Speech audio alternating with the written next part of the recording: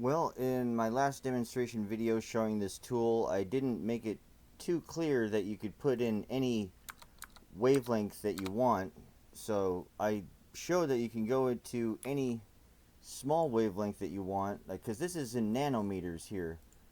So if you want to make a very small wavelength in the nanometer range, then you add zeros to the decimal place like this. I guess you could go all the way to the Planck scale or beyond it.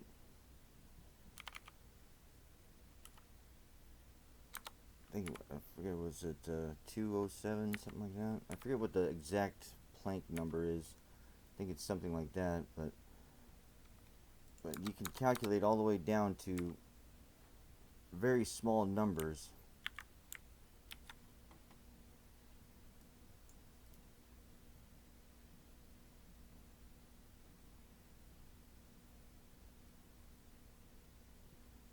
I guess I was close.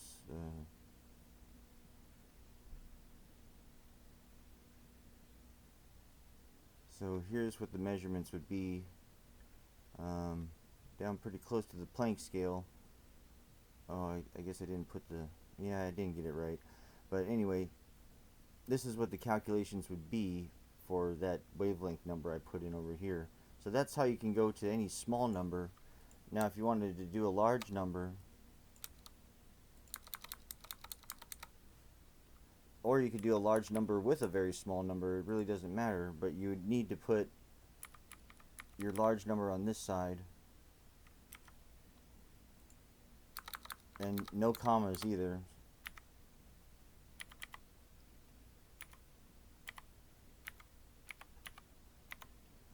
So we'll do a wavelength at the speed of light.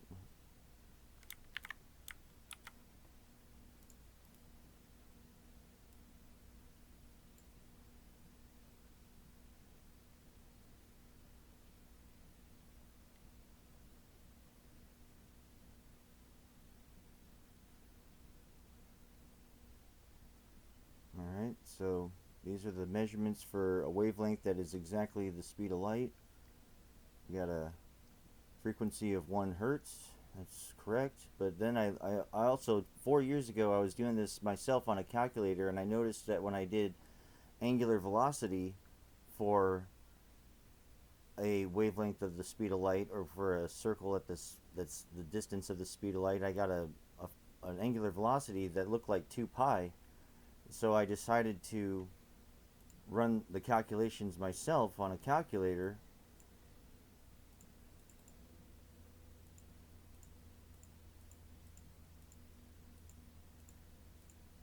So this would be a circle of 2 times the speed of light. So if you divide by pi and divide by 2, you get its radius, right? Then if you take this radius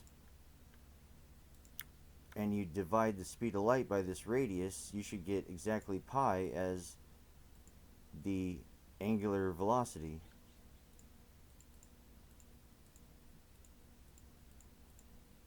So then you divide by the radius number we just found for angular velocity, and look, it's exactly pi. So 2 pi, and pi has an interesting connection with the speed of light for angular velocity. Like if you divide by pi now, you get exactly 1. So very interesting connection there with using a wavelength at the speed of light. I kind of stumbled across that 4 years ago on a calculator, going, I wonder what that means. But I found out later that you can mathematically lock all of these measurements with one input of wavelength, and it doesn't matter what wavelength number you put, it'll still give you the locked in measurements for whatever wavelength you have that you need to get data for.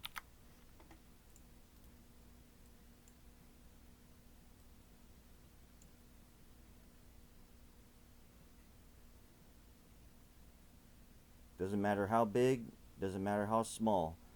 The bigger number you want, you just put it in over here on this side. No commas, just 1 decimal place for the small side and the large side.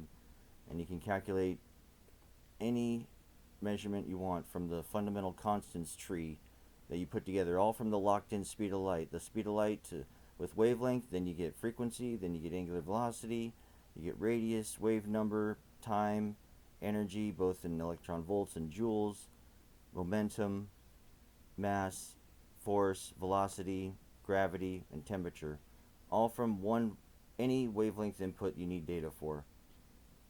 Okay, so that's a much clearer demonstration. And thank you for watching, and have a good day.